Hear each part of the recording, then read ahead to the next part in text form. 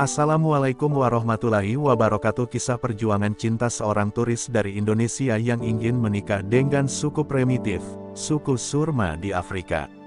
Simak cerita berikut ini, jangan lupa like, komen, dan subscribe YouTube kami. Langkah-langkah Dika terasa berat saat kakinya pertama kali menginjak tanah kering Ethiopia, negeri yang selama ini hanya ia kenal lewat buku dan dokumenter. Debu beterbangan, matahari membakar kulitnya, dan udara kering menusuk ke paru-parunya. Tapi di balik rasa lelah dan panas itu, hatinya berdegup kencang. Ini adalah petualangan besar yang selama ini ia impikan. Ia adalah fotografer lepas asal Yogyakarta, yang berani meninggalkan zona nyaman demi mengabadikan wajah-wajah manusia paling eksotis di bumi, suku Surma.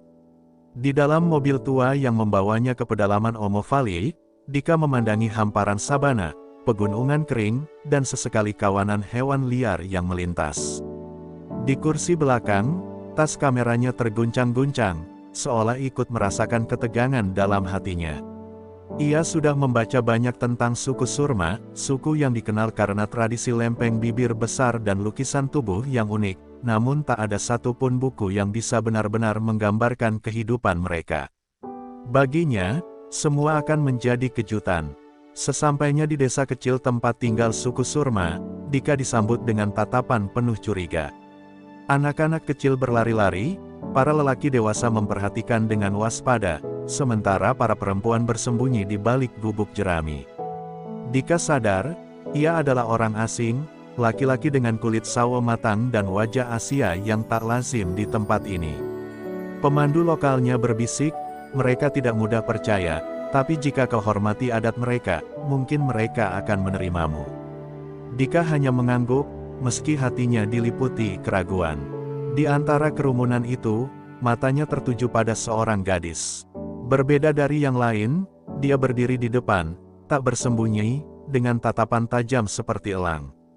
Kulitnya legam sempurna, tubuhnya dihiasi lukisan putih dari tanah liat, dan di bibir bawahnya terpasang lempeng bundar yang menjadi lambang kecantikan perempuan Surma. Namun yang paling memikat adalah matanya. Mata itu, entah kenapa, menembus ke dalam jiwanya, seolah berkata, "Kau tidak seharusnya di sini, tapi aku ingin tahu siapa kau." Dika nyaris lupa bernapas. Jantungnya berdegup lebih cepat, bukan karena takut, tapi karena rasa penasaran yang mendalam. Siapa dia? Kenapa justru perempuan ini yang paling berani menatapnya? Saat pemandu memperkenalkan Dika pada tetua suku, matanya masih terus mencari sosok itu, dan tak butuh waktu lama, nama gadis itu sampai ke telinganya, Aweil, putri dari salah satu keluarga terhormat di desa itu. Malam itu, saat api unggun menyala dan suara tabuhan genderang memenuhi udara, Dika sadar satu hal, ia tak hanya datang ke tanah asing untuk memotret atau sekadar petualangan. Ada sesuatu yang jauh lebih besar yang menantinya di sini, sesuatu yang belum ia mengerti, mungkin, sebuah takdir yang akan menguji hatinya dan mengguncang seluruh hidupnya. Malam pertama Dika di desa itu terasa panjang dan penuh kegelisahan. Tidur di dalam tenda kecil dengan suara serangga dan hewan liar di kejauhan membuatnya sadar bahwa ia benar-benar berada di ujung dunia yang asing. Namun, bukan suara malam yang membuat dadanya sesak, bayangan wajah Aweil terus menghantui pikirannya. Tatapan gadis itu begitu kuat, seolah membuka luka-luka di hatinya yang bahkan belum pernah ia sadari ada. Dika berguling ke kanan dan kiri, tak kunjung terlelap, memikirkan bagaimana mungkin seorang gadis dari dunia yang begitu berbeda bisa langsung mengoyak ketenangannya. Keesokan paginya, ia memberanikan diri ikut serta dalam aktivitas warga desa. Ia melihat para lelaki berburu dengan tombak dan senapan tua, sementara para perempuan menghias tubuh mereka dengan cat tanah liat putih dan ornamen dari alam. Di tengah keramaian itu, Aweil muncul, berjalan perlahan membawa kendi air di atas kepalanya. Rambutnya dikepang rapi, lempeng besar di bibirnya memantulkan cahaya matahari, dan lukisan di tubuhnya membentuk pola-pola yang memikat. Dika terpaku, tak kuasa mengalihkan pandangannya. Aweil melihatnya, lagi-lagi dengan tatapan yang sulit diterjemahkan. Di matanya tak ada senyum, tapi juga tak ada kebencian, hanya keingintahuan yang dalam. Saat ia melewati Dika, gadis itu sengaja menjatuhkan seikat bunga liar di dekat kakinya. Gerakan itu seolah tak disengaja, namun Dika tahu, itu adalah isyarat.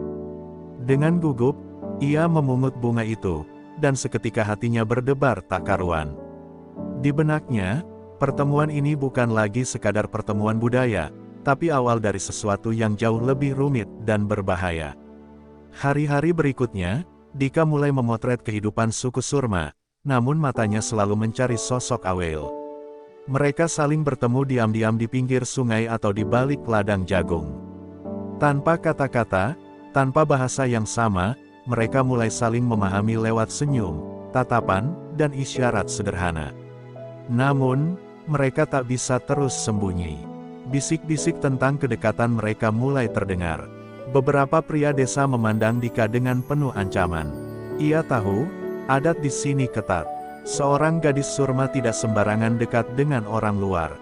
Di suatu senja, saat langit Afrika memerah dan burung-burung kembali ke sarang, Aweil duduk di samping Dika di tepi sungai. "Jika kau terus di sini, kita akan mendapat masalah," bisik Aweil dengan bahasa Inggris yang patah-patah. Rupanya dia diam-diam belajar. Dika memandangnya dalam-dalam, menyadari bahwa perasaannya sudah terlanjur dalam. "Aku tidak peduli, aku kesini untuk petualangan, tapi aku menemukan kamu," jawab Dika pelan. Di antara suara air yang mengalir dan nyanyian alam Afrika, dua hati yang berbeda benua itu mulai menyatu, meski mereka tahu, badai besar sedang menunggu di depan. Kabar kedekatan Dika dan Aweil akhirnya meledak seperti api yang membakar ladang kering.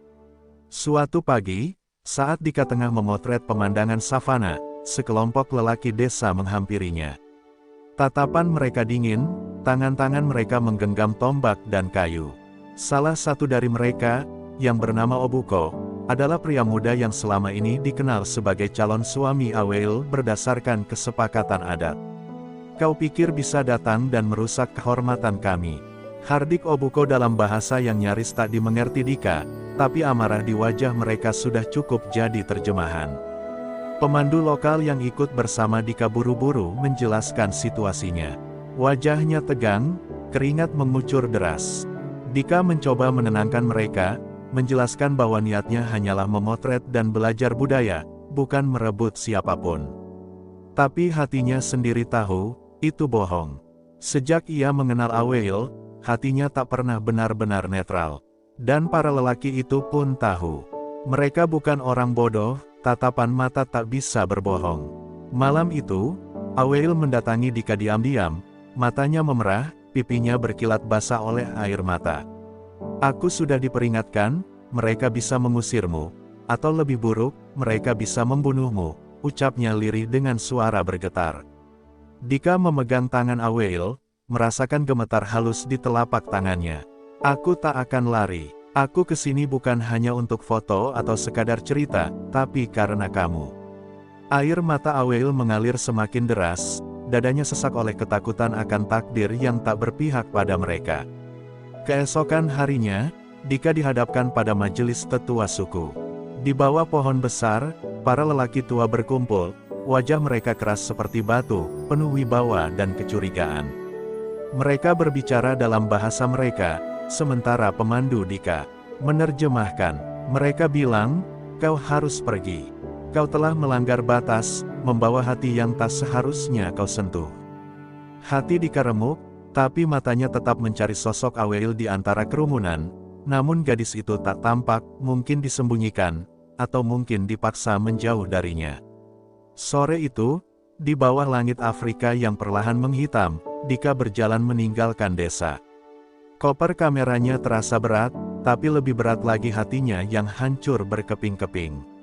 Setiap langkah menjauh terasa seperti mengkhianati cinta yang baru saja tumbuh. Namun jauh di lubuk hatinya, Dika bersumpah, ini belum akhir. Meski tanah leluhur Aweil menolaknya, meski adat membatasinya, cinta selalu menemukan jalannya, dan ia akan kembali, apapun risikonya. 2 bulan berlalu sejak Dika dipaksa meninggalkan desa Surma. Tubuhnya mungkin telah kembali ke Indonesia, tapi jiwanya tertinggal di tanah Afrika itu, bersama Aweil. Setiap malam, ia terjaga, menatap foto-foto yang ia abadikan di sana. Namun, bukan gambar sabana, lukisan tubuh, atau hewan liar yang mengisi pikirannya, melainkan mata Aweil, mata yang memohon agar ia tak menyerah. Di dalam dirinya berkecamuk perang antara akal sehat dan cinta. Tapi pada akhirnya, cinta selalu menang.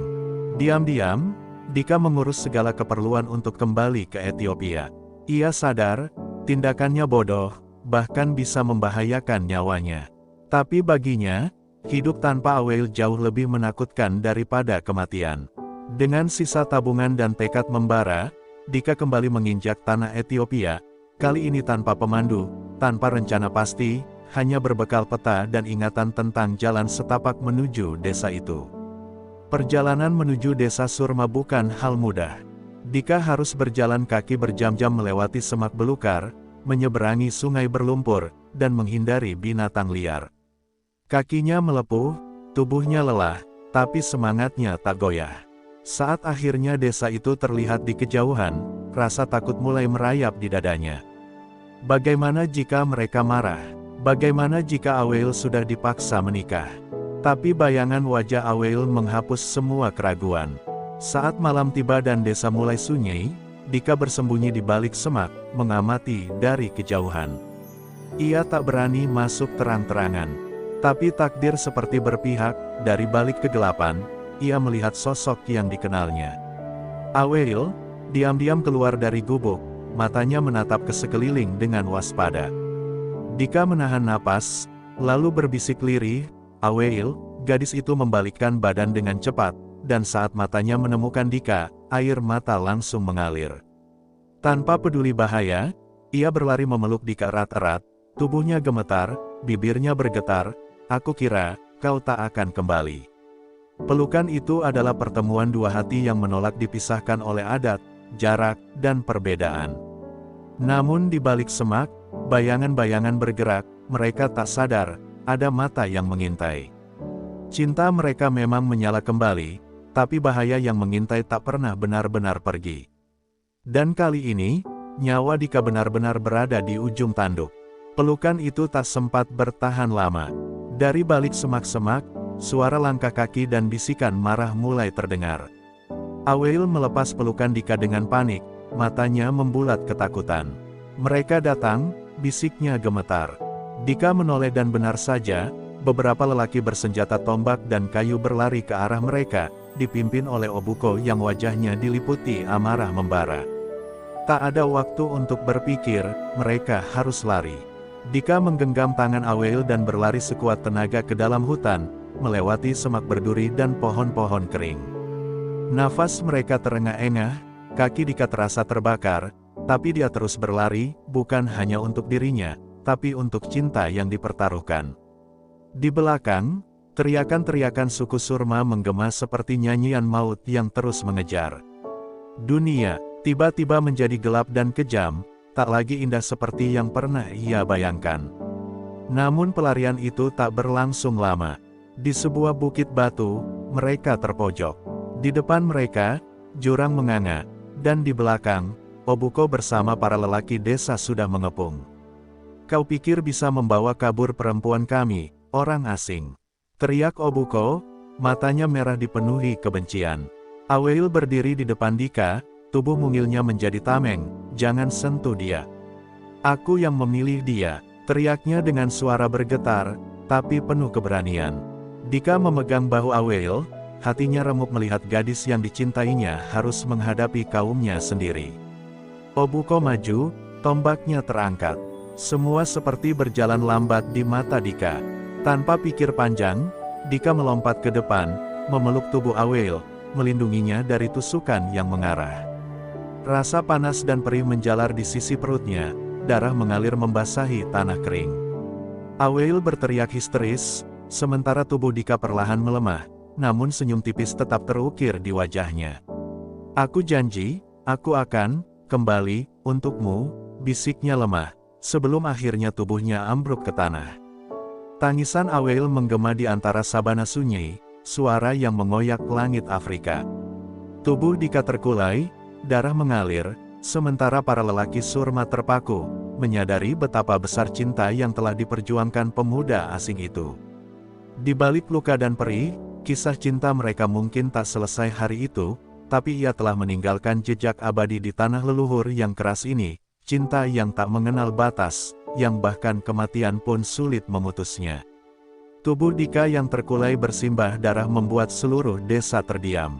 Aweil berjongkok di sampingnya, memeluk tubuh lelaki itu erat-erat, air matanya jatuh bercampur dengan darah di tanah kering Afrika.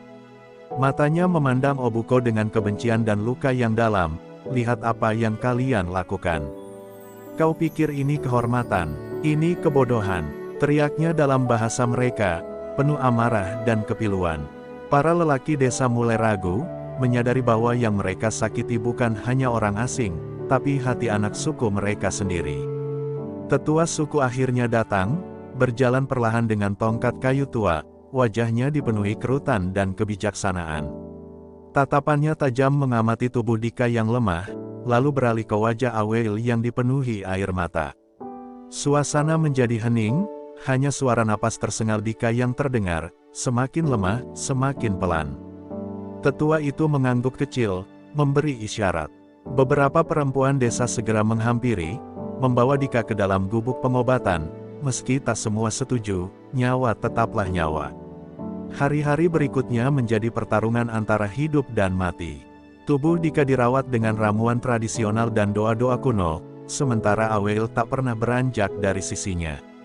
Setiap malam, ia menggenggam tangan Dika yang dingin, berbisik dalam bahasa Indonesia yang ia pelajari diam-diam, "Jangan pergi, aku belum selesai mencintaimu." Air matanya jatuh di pipi Dika, seolah menjadi penawar luka yang tak sanggup dijangkau oleh ramuan manapun. Luka di tubuh Dika perlahan mengering, tapi luka di hati mereka masih menganga. Meski nyawanya selamat, kehadiran Dika tetap menjadi duri dalam adat dan kebanggaan suku Surma. Namun, perubahan mulai terasa. Beberapa pemuda yang tadinya memusuhi Dika mulai melihatnya sebagai seseorang yang rela mempertaruhkan nyawa demi cinta, bukan sekadar orang asing yang datang untuk merusak. Bahkan Obuko, meski hatinya masih diliputi amarah, tak bisa memungkiri keberanian Dika. Di ujung senja, saat langit Afrika kembali memerah, tetua suku memanggil Dika dan Aweil. Di bawah pohon besar yang menjadi saksi segala pertarungan batin mereka, suara tua itu bergema, "Kami tak mengerti cinta seperti kalian.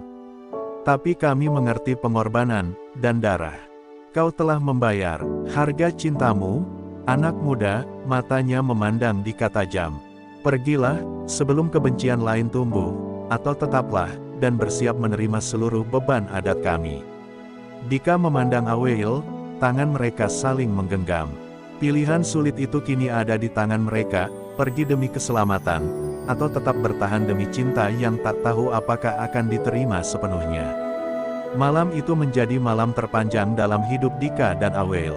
Di balik gubuk kecil, mereka duduk berhadapan, hanya diterangi api unggun kecil yang sesekali bergerak. Pilihan yang diberikan tetua suku tadi siang terus bergema di kepala mereka, pergi dan meninggalkan cinta mereka di tanah ini, atau tetap tinggal dan menghadapi adat, penolakan, bahkan mungkin nyawa menjadi taruhan. Dika menggenggam tangan Aweil, merasakan getaran halus yang penuh ketakutan. "Aku tak mau kehilangan kamu, tapi aku juga tak mau kamu jadi musuh kaummu sendiri," ucap Dika lirih, matanya memerah menahan air mata. Aweil menggeleng, air mata mengalir di pipinya yang hitam legam bercahaya di terpa api. "Kau pikir pergi akan membuatku bahagia? Hatiku tidak tinggal di sini lagi, Dika, hatiku sudah ikut kamu, kemanapun kau pergi," bisiknya. Kata-kata itu menusuk dada Dika seperti pisau. Ia tahu, cinta mereka terlalu dalam untuk sekadar dilupakan, tapi kenyataan di depan mata terlalu keras untuk diabaikan. Mereka bukan hanya dua insan yang saling mencintai, mereka adalah dua dunia yang terus berbenturan. Pagi harinya, Dika dan Aweil berjalan ke hadapan tetua suku, dengan langkah berat dan hati yang koyak. "Kami akan pergi," ucap Dika tegas, meski suaranya bergetar. Beberapa warga terkejut, sebagian lega, sebagian lain memandang sinis. Tetua suku menatap mereka lama, sebelum mengangguk pelan. "Pergilah, Tapi ingat, cinta yang tumbuh tanpa restu tanah leluhur akan selalu dikejar bayang-bayang. Kalimat itu terdengar seperti kutukan, atau mungkin peringatan, yang akan terus menghantui langkah mereka. Keputusan itu bukan akhir dari derita. Saat mereka meninggalkan desa, Aweel menoleh ke belakang, melihat kampung halamannya perlahan menghilang di balik kabut pagi. Air mata jatuh tanpa suara. Di pundaknya hanya ada sehelai kain, dan di hatinya hanya ada cinta yang entah akan dibawa kemana. Dika merangkulnya erat, menyadari beratnya beban yang kini dipikul gadis itu, meninggalkan keluarga, budaya, dan hidup yang ia kenal sejak lahir, demi cinta yang belum tentu diterima di negeri orang. Tapi saat mereka melangkah keluar batas desa, menembus hutan liar, langit Afrika yang merah menyala seakan ikut menjadi saksi bisu. Mereka sadar perjalanan ini tidak mudah. Dunia mungkin akan terus memandang mereka sebagai dua orang dari sisi bumi yang tak seharusnya bersatu. Tapi cinta selalu punya cara, dan meski bayangan luka dan ancaman masih mengintai, mereka memilih melangkah bersama. 3 bulan berlalu sejak Dika dan Aweel meninggalkan desa Surma. Kini mereka tinggal di Addis Ababa, ibu kota Ethiopia, sebuah kota yang begitu asing, bising, dan keras, terutama bagi Aweel. Jalanan penuh mobil, gedung-gedung tinggi, dan orang-orang dengan pakaian modern membuat Aweel seringkali merasa sesak. Dika berusaha keras mencari pekerjaan sebagai fotografer lepas, sementara Aweel, dia terus berjuang berdamai dengan kerinduan akan desanya, keluarganya, dan langit luas Omo Valley yang tak terganti. Meski tinggal bersama di sebuah kamar sempit di pinggiran kota, kehidupan mereka jauh dari kata mudah. Tatapan sinis orang-orang, cibiran terhadap Aweel yang penampilannya dianggap primitif, menjadi luka baru di hati mereka. Beberapa kali Aweel menangis di pelukan Dika, merasa dirinya seperti orang buangan, asing di tanahnya sendiri. Mungkin aku salah ikut kamu, aku rindu rumah, aku rindu jadi siapa diriku, bisiknya lirih. Kata-kata itu menusuk Dika lebih dalam daripada semua luka yang pernah ia alami. Dika merasa gagal. Ia pikir, cinta mereka cukup untuk melawan segalanya. Tapi kenyataan lebih kejam. Dunia luar tak lebih ramah dari suku Surma. Mereka mungkin bebas dari adat yang mengikat, tapi kini mereka terjebak dalam keterasingan yang lebih sunyi. Dika mencoba meyakinkan Aweel bahwa semuanya akan membaik, tapi di balik kata-kata itu, ia sendiri mulai meragukan segalanya. Benarkah cinta mereka bisa bertahan di dunia yang terus memandang mereka sebagai aneh dan tak pantas? Suatu malam, saat hujan deras membasahi kota, Dika menemukan Aweel berdiri di depan jendela kecil kamar mereka, memandang langit gelap. Aku ingin pulang, tapi bukan ke desa itu, aku ingin pulang ke hatimu, Dika, tapi aku takut, hatimu sendiri mulai hilang, ucap Aweel pelan. Dika mendekapnya erat, air matanya jatuh tanpa bisa ditahan. Hatiku hancur, tapi satu-satunya yang tersisa cuma kamu. Aweel, cuma kamu, kata-kata itu menggantung di udara, penuh luka dan kerinduan yang tak terucap. Malam itu mereka berpelukan, menangis bersama di bawah atap bocor kamar sempit mereka. Mereka tahu cinta mereka masih ada, tapi mereka juga sadar, cinta saja tak selalu cukup. Di dunia yang penuh batas, prasangka, dan luka, mereka harus memilih, bertahan di tanah asing dengan luka yang menganga, atau kembali ke akar mereka, meski mungkin harus menghadapi adat dan amarah yang dulu memisahkan mereka. Dan malam itu, satu hal pasti, mereka lelah berlari. Pagi itu, setelah semalaman menangis dan saling menggenggam harapan yang nyaris runtuh, Dika dan Aweel akhirnya mengambil keputusan besar. Mereka tak bisa terus hidup terasing, dihina, dan dihantui rindu. Dengan hati yang masih penuh luka tapi tekad yang mulai menguat, mereka memutuskan kembali ke Omo Valley. Bukan untuk menyerah, tapi untuk memperjuangkan hak mereka mencintai, di tanah kelahiran Aweel, di hadapan orang-orang yang dulu mengusir mereka. Perjalanan kembali ke desa Surma bukan perkara mudah. Mereka melewati hutan, sungai, dan jalan berbatu, seperti menapaki luka lama yang perlahan mengering. Namun kali ini, mereka datang bukan sebagai pelarian, melainkan sebagai sepasang manusia yang siap berhadapan dengan apapun, adat, penolakan, atau bahkan kematian. Di sepanjang perjalanan, Aweil menggenggam tangan Dika erat, seolah berkata, "Kita bersama, apapun yang terjadi." Sesampainya di desa, tatapan curiga kembali menyambut mereka. Namun yang berbeda kali ini adalah keberanian di mata Dika, dan keteguhan di wajah Aweil. Mereka berdiri di hadapan tetua suku, membawa luka, cinta, dan tekad yang tak bisa diabaikan. "Kami kembali, bukan untuk melawan, tapi untuk meminta satu hal, hak kami untuk mencintai tanpa dibenci," ucap Dika tegas. Suasana sunyi, hanya suara angin yang berbisik, membawa doa-doa dari langit Afrika yang tak pernah lelah menyaksikan perjuangan mereka. Tetua suku menatap mereka lama, dalam, seolah membaca isi hati yang terbuka lebar di hadapannya. Tak ada kata-kata manis, tak ada pelukan hangat. Tapi akhirnya, dengan suara berat, tetua itu berkata, "Jika cinta kalian sebesar luka yang kalian bawa, maka biarkan waktu yang menguji, bukan kami." Kata-kata itu bukan restu mutlak, tapi cukup untuk memulai hidup baru di tanah kelahiran Aweil, tanpa lagi harus sembunyi atau lari. Tahun-tahun berlalu, dan kisah cinta Dika dan Aweil menjadi legenda di desa itu, bukan sekadar tentang lelaki asing dan gadis surma, tapi tentang perjuangan, luka, dan keyakinan bahwa cinta sejati harus diperjuangkan, bahkan di atas tanah yang paling keras sekalipun. Dan langit Afrika pun menjadi saksi, bahwa cinta, sejauh apapun asalnya, selalu tahu jalan pulang. Terima kasih banyak untuk semua sahabat YouTube yang sudah setia menonton, mendengarkan, dan mengikuti kisah cinta Dika dan Aweil sampai akhir. Semoga dari kisah ini kita bisa belajar bahwa cinta sejati itu tidak selalu mudah, kadang penuh luka, air mata, bahkan pengorbanan. Tapi jika kita berani memperjuangkannya, cinta selalu menemukan jalannya.